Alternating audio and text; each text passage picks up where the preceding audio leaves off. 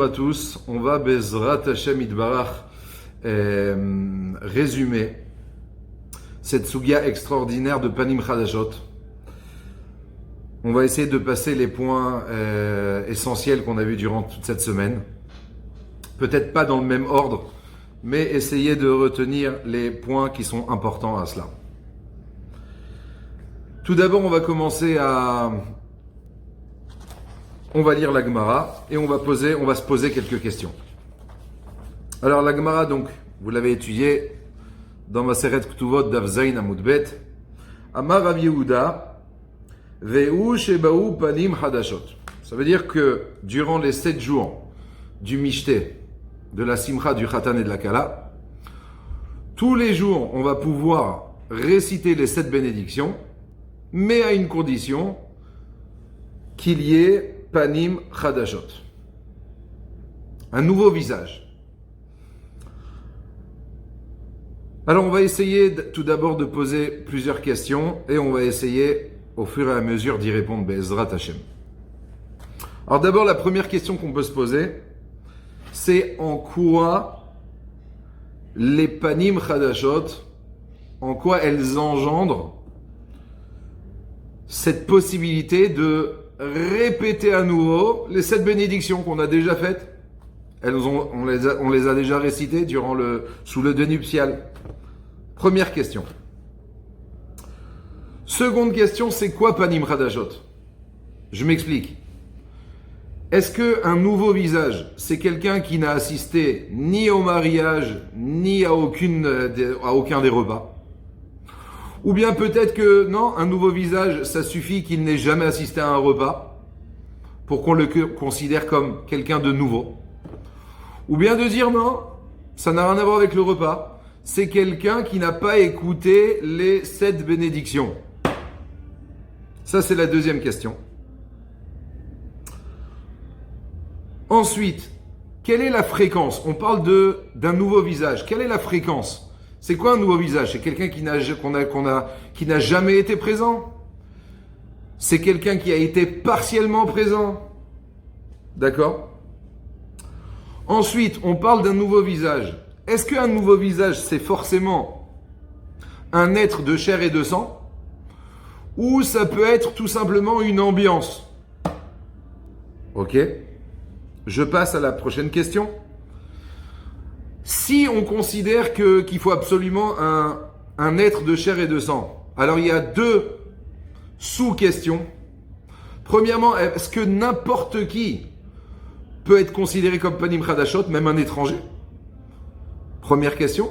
Et seconde sous-question, est-ce qu'il faut absolument un adulte? Ou est-ce qu'on pourrait se suffire d'un enfant qui n'est pas bar mitzvah? D'accord? Voilà toutes les questions. J'espère que j'ai rien oublié. Be'ezrat Hashem, on va continuer sur notre lancée. Alors tout d'abord, on va parler de la fréquence. Alors la fréquence, on l'a trouvée dans les propos de Rashi. Rashi, au début de la Sugia, nous explique Panim Chadashot, c'est quoi? C'est quelqu'un qui n'était pas là la veille.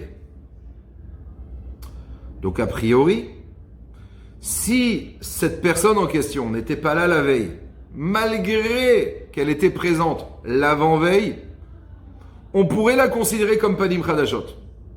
D'ailleurs, le Meiri, qui rapporte au nom de Gdolei Rabbanim, apparemment, je dis bien apparemment, il fait référence à Rashi.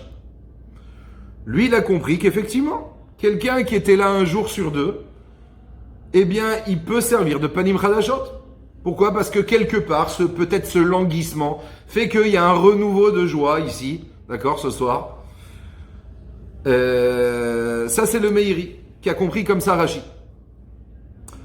Alors que d'un autre côté, vous avez le Ramban et le Ritva qui comprennent que la kavana de Rashi, c'est pas de dire quelqu'un qui était là un jour sur 2. Non, on parle de quelqu'un qui n'était jamais là.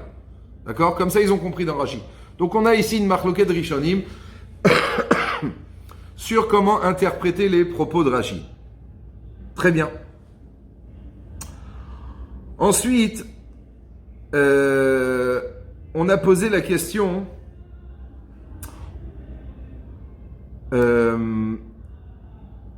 Donc ça, c'était en rapport avec la fréquence, d'accord. Ensuite, on va essayer de répondre, Bezrat Hashem, à quelle est la définition de Panim Chadashot. Est-ce que c'est quelqu'un qui n'a assisté à rien du tout jusqu'à ce jour? Ou bien ça peut être quelqu'un qui a assisté à la choupa mais qui n'a pas assisté au repas? Ou bien le contraire, quelqu'un qui a assisté au repas mais qui n'a jamais écouté les brachot. Alors là-dessus, on a une marloquette rishonim. Je vais prendre, bien entendu, je vais peut-être pas passer tous les avis, tout ce qu'on a vu, mais en gros, ça veut dire les grandes opinions. D'un côté, nous avons je vais commencer par le Roche. Lui, le Roche, il nous dit, écoute, Panim Chadashot, c'est quoi? C'est tout simplement quelqu'un qui n'a pas assisté au repas. C'est-à-dire que malgré que cette personne-là, elle a déjà écouté les brachot, même peut-être à plusieurs reprises, peu importe.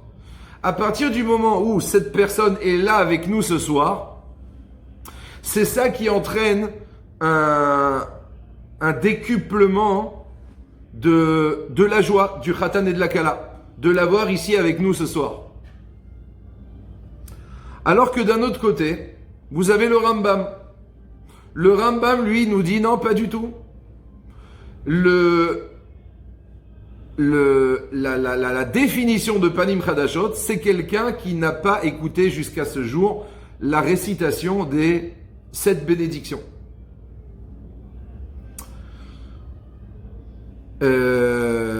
D'ailleurs, au passage, le Bet Yosef nous dit que, a priori, d'après le Rambam, si la définition de Panim Chadashot, c'est quelqu'un qui n'a pas écouté les bénédictions, cela voudrait dire que quoi? Que si, admettons, tous les gens, le soir même du mariage, qui se trouvent à la Séouda, tous les gens qui sont attablés ici ce soir, tous, sans exception, ont tous assisté au Sheva Brachot, eh bien, on ne pourra pas réciter les Sheva Brachot pendant le repas, si on n'a pas une nouvelle personne.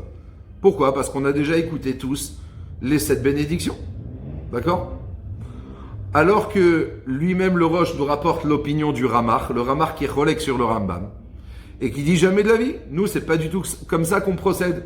Pourquoi? Parce que d'après le Ramach, vous comprendrez bien que, apparemment, c'est comme l'opinion du Roche, que ce n'est pas le fait d'avoir écouté les 7 bénédictions qui va définir est-ce que je suis considéré comme Panim Chadashot, comme nouveau visage ou pas. Non, c'est est-ce que j'ai déjà assisté au repas ou pas. C'est la raison pour laquelle que même si tout le monde, toutes les gens qui sont attablés à ce moment-là étaient là, ont tous assisté à la choupa, sans exception, on pourra quand même faire les Sheva Brachot. Pourquoi? Parce que personne jusqu'à maintenant n'a assisté au repas. C'est le repas du mariage. C'est le premier repas. Très bien.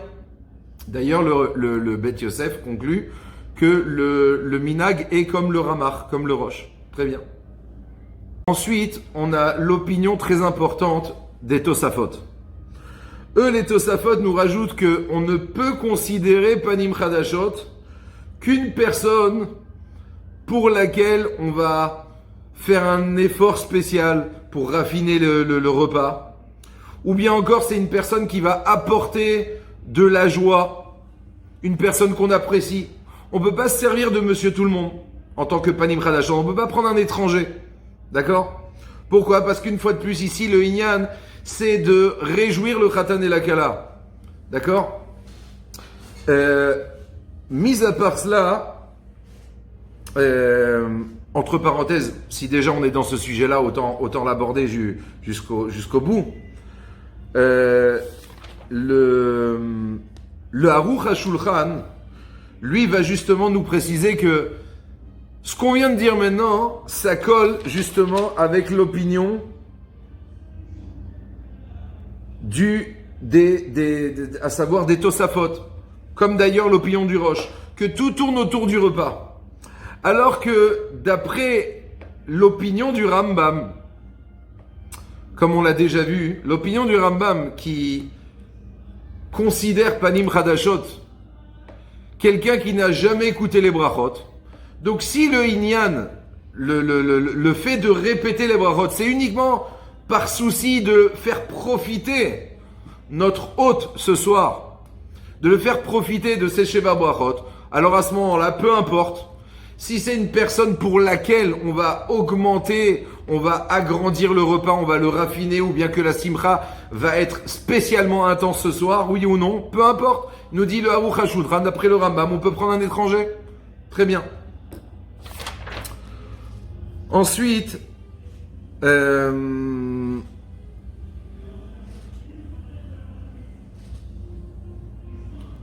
on avait posé la question suivante.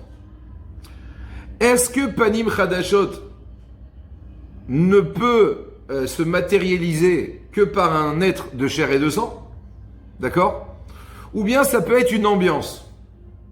Alors justement, dans ce même Tosfot, il nous rapporte ici que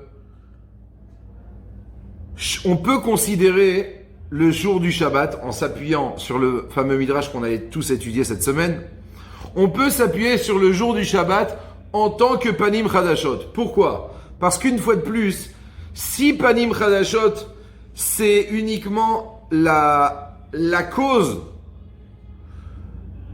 qui va avoir pour effet justement d'agrandir la simcha, d'agrandir, de raffiner le repas, alors à ce moment-là, on peut se servir du Shabbat. Et comme d'ailleurs on va voir plus loin dans les poskim, qu'il en va de même pour Shabbat, il en va de même pour Yom Tov, d'accord? Qu'on pourra se servir de Panim Chadashot en tant que, on pourra se servir, de Shabbat et Yamim Tovim en tant que Panim Chadashot. Maintenant, par rapport au point qu'on a juste rapporté juste avant dans Tosfot, à savoir que on ne peut considérer Panim Chadashot qu'une personne qui est appréciée, pour lequel on aurait augmenté, etc., pour lequel on va plutôt augmenter la simcha ou l'aimer, etc., le Chelkat Mechokek lui-même précise que quand on parle de on a augmenté, d'accord, c'est pas forcément quelque chose qui s'est passé sur le terrain, d'accord? C'est-à-dire que si, admettons, il y a quelqu'un qui vient à l'improviste, Panim Chadashot, donc on n'avait pas préparé, on n'avait pas prévu, mais que malgré tout, on a raffiné notre repas, ou bien même, je vais vous dire plus que ça, on n'a pas raffiné notre repas. Mais étant donné que cette personne-là, si on savait qu'elle serait parmi nous ce soir, alors on aurait raffiné notre repas, ça suffit déjà pour le considérer Panim Chadashot. Très bien. Ensuite, est-ce qu'on peut considérer un enfant comme Panim Chadashot? Alors là-dessus, on a tous étudié ce merveilleux Keilot Yaakov cette semaine, qui a commencé par une Chakira, une enquête, une recherche. À savoir, quand on parle de Panim Chadashot, d'accord? Qui dit Panim Chadashot dit Sheva Brachot. Est-ce que, à partir du moment où on a ici présent des Panim Chadashot, est-ce que l'obligation de faire les brachot incombe plus particulièrement la personne en question, cette nouvelle personne-là? Ou bien à partir du moment où on a cette personne-là parmi nous ce soir, alors à ce moment-là, cette obligation concerne toute l'assistance. Le Keilot Yaakov répond et nous dit que cette question, en vérité, quelque part, elle dépend justement d'une autre marloquette Rishonim. Quelle est cette marloquette? Il dit, est-ce que ça dépend justement de la question, est-ce que Panim Chadashot,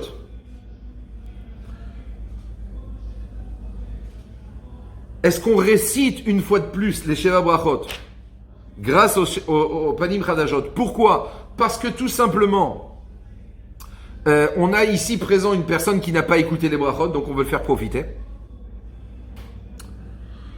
Ou bien, est-ce qu'on va dire que Panim Chadashot n'a rien à voir avec est-ce que la personne en question a assisté aux brachot, n'a pas assisté aux brachot? C'est plutôt lié à est-ce que cette personne-là a déjà assisté à un repas ou n'a pas déjà assisté à un repas. Alors c'est justement la marloquette dont on a parlé tout à l'heure entre le Rambam et le Rosh. Qu'est-ce qui définit d'après le Rambam Panim Chadashot quelqu'un qui n'a jamais assisté qui n'a jamais écouté les Sheva Brachot. Alors que d'après le Rosh, on a déjà expliqué que c'est quelqu'un qui n'a jamais assisté au repas. Et donc il nous dit d'après cela, on comprendra tout de suite que d'après l'opinion du Rambam, étant donné que ce qui définit Panim Chadashot, c'est quelqu'un qui n'a jamais écouté les brachot, donc vous comprendrez bien que pourquoi on refait les brachot? Pour lui. C'est-à-dire l'obligation incombe particulièrement la personne en question. Et c'est justement pour le faire profiter qu'on va répéter ces brachot pour lui, mais pas pour nous. Pour nous, il n'y a rien qui a changé, nous on a déjà écouté les brachot, admettons, supposons. Alors que d'après le Rosh, pas du tout. Étant donné que ce qui va déterminer Panim Chadashot, c'est quelqu'un qui n'a jamais assisté au repas. Donc maintenant qu'il est parmi nous ce soir, le repas c'est un repas qu'on n'a jamais vécu. On vit tous ensemble un moment nouveau, une simcha spéciale. D'accord? Donc à ce moment-là, étant donné que tous ici présents, nous vivons quelque chose de nouveau, on est tous concernés par justement cette obligation de faire les Sheva Brachot. Ça n'a rien à voir avec particulièrement la personne en question. D'ailleurs, entre parenthèses, il rapporte une preuve qui va dans le sens du Rosh à partir des poskim justement dont on a déjà vu précédemment, ceux qui disent que on peut se servir, notamment le Rashba aussi, on l'a pas rapporté, mais le Rashba aussi rapporte comme les Tosafot, à savoir qu'on peut se servir de Shabbat et de Yamim Tovim en tant que Panim Chadashot.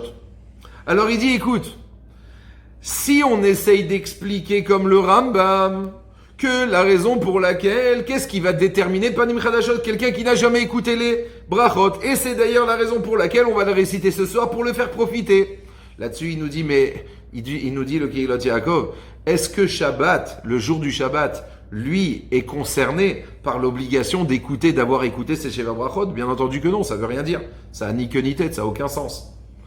Alors que d'après l'opinion du Rosh, qui nous explique que non, ce qui détermine Panim Chadashot, c'est quelqu'un qui n'a jamais assisté au repas. S'il n'a jamais assisté au repas, ça veut dire que finalement ce soir on vit un moment qu'on n'a jamais vécu jusqu'à ce soir. Et donc on est tous concernés par ce Sheva Brachot. À ce moment-là, on peut comprendre que le jour du Shabbat peut remplir le rôle de Panim Chadashot. Pourquoi? Parce que ce soir, on vit un nouveau moment, un nouvel instant, un instant de Shabbat où on va raffiner le repas, où il y a une certaine joie du Shabbat. D'accord? Donc à ce moment-là, on peut très bien comprendre, alors que d'après le Rambam, on ne comprend pas du tout le fait qu'on puisse se servir de Shabbat en tant que Panim Chadashot. Au passage, dans le Rambam, lui-même ne cite pas justement cette possibilité. Donc on comprendrait très bien, d'après le Kehilot Yaakov, que le Rambam ne cite pas cette possibilité de se servir de Shabbat en tant que Panim Chadashot, justement parce que lui, il comprend que les Panim Chadashot, c'est quelqu'un qui n'a jamais écouté les brachot, ce qui n'a aucun sens par rapport au jour du Shabbat. Tout à l'heure, on a posé la question, est-ce qu'on peut se servir d'un enfant en tant que Panim Chadashot? Alors justement, cela dépendra, vous l'aurez compris. Comment on va expliquer justement ce qui va déterminer Panim Chadashot? Si on dit que Panim Chadashot, ce qui détermine, c'est quelqu'un qui n'a jamais écouté les brachot, donc on va lui faire profiter de ces brachot. Alors d'après cela, étant donné qu'un enfant lui-même n'est pas du tout concerné par les mitzvot, et encore moins par écouter ces brachot, donc forcément on ne pourra pas se servir de lui pour recommencer les brachot, pour lui faire profiter. Profiter de quoi? Mais il n'a aucune obligation d'écouter ces brachot. Alors que d'après le Rosh, si on explique que non, pas du tout, ce qui va déterminer la récitation de ces Sheva Brachot, c'est uniquement est-ce que cette personne-là n'a jamais passé de repas avec nous à nos côtés, et que ce soir on a le plaisir de l'avoir à nos côtés. Donc on a une simcha spéciale, même si c'est un enfant. Il n'y a aucun souci, on peut très bien se servir de lui en tant que Panim Chadashot. Pourquoi? Parce que ce soir, cet enfant-là, même s'il n'est pas bar mitzvah, il peut rajouter une joie, il peut rajouter sa touche personnelle dans la joie du Khatan et de la Kala. Donc on pourra se servir de lui. Magnifique. D'accord. Qu'est-ce qui nous manque? Bon, on va passer rapidement. Dans le Shulchan Aruch, lui-même, il rapporte les deux opinions. Qu'est-ce qui va déterminer Panim Chadashot? En première position, il va rapporter l'opinion du Rambam, à savoir qu'une personne qui n'a pas écouté les bénédictions, même s'il a écouté, à la rigueur, il a assisté à tous les repas, mais qui s'est à chaque fois dérobé avant la fin du repas, donc il n'a pas eu le 5e repas qu'il est là, il n'y a aucun souci, on pourra faire les brachot pour lui. Alors que il rapporte en seconde position l'opinion du Roche, à savoir que non, que même si la personne en question a déjà écouté toutes les brachot, mais n'a jamais assisté au repas des Sheva Brachot, on pourra se servir de lui comme en tant que Panim Chadashot, et c'est d'ailleurs comme ça que le Shulchan Aruch lui-même tranche et nous dit que c'est comme ça que comme ça est la coutume de nos jours. Ensuite, dans le séif d'après, dans le séif Chet, si je ne m'abuse, le Shulchan Aruch lui-même nous rapporte au nom de Yesh Omrim qu'on peut se servir en tant que Panim Chadashot de Shabbat et de Yom Tov. Yom Tov Rishon, Yom Tov Sheni en Chutz La'aretz. Seulement, il rajoute une précision, mais on ne pourra pas se servir de Shabbat de Shabbat en tant que Panim Chadashot pour Seudah Shlishit. Le Aruch HaShulchan lui-même nous explique la raison. Il te dit parce que justement, quelle est la raison pour laquelle le Panim Chadashot nous sert c'est-à-dire, pour quelle raison, quand il y a Panim Chadashot, on peut réciter? Pourquoi? Parce que justement, c'est quelqu'un pour lesquels on a l'habitude de rajouter des mais, on a l'habitude, d'accord? Or, étant donné que, d'ailleurs, c'est pour ça qu'on a parlé tout à l'heure, on a dit que on peut pas se servir d'un étranger pour cela. Il dit, c'est la raison pour laquelle, étant donné que de manière générale, principalement, les repas à travers lesquels on va honorer le jour du Shabbat, c'est le repas du soir, plus spécifiquement le repas de la journée. Mais en général, Seudah Shlishit, les gens sont déjà rassasiés. Ils font Seudah Shlishit, bien entendu, méticulement, avec du pain, c'est mieux. Mais uniquement pour se rendre quitte. Donc, de manière générale, on va pas préparer des mets, on va pas raffiner le repas de Seudah Shlishit. En général, malheureusement, c'est des restes. D'accord, c'est ce qui nous reste, ou bien ça peut être une autre salade, mais on va pas en faire un plat comme on dit d'ailleurs, d'accord. Donc il dit c'est la raison pour laquelle le Shulchan Aruch nous dit qu'on ne peut pas se servir de Shabbat en tant que Panim Chadashot à Seudah Shlishit. Maintenant lui le Rama, il dit non pas du tout.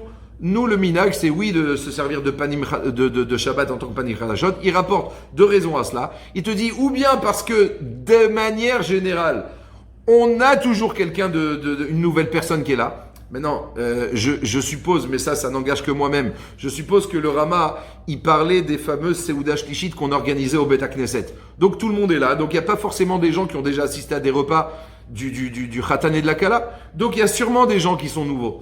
Deuxièmement, étant donné que tout le monde est là à la Seudah Shlishit, au repas de Seudah Shlishit au Bet HaKnesset, c'est l'occasion pour le Rav de prendre le micro, non attention on est Shabbat, de prendre la parole et de faire une jolie dracha, de faire profiter tout le monde. Étant donné que c'est une jolie dracha, et étant donné que tout le monde est là pour écouter la dracha, donc forcément, il y a une joie spécifique de la dracha, on va écouter des beaux divrei Torah de la bouche du Rav, ou bien peut-être étant donné que tout le monde est là avec le Rav, alors à ce moment-là on va rajouter de la damrout, etc., ce que vous préférez, d'accord, chacun ses goûts. Donc c'est la raison pour laquelle on peut se servir de Shabbat en tant que Panim Chadashot. Sur ce, je vous souhaite une bonne continuation, profitez bien aux côtés de Matmidim, et merci encore au Rav Teboul. Kol Tov à tous.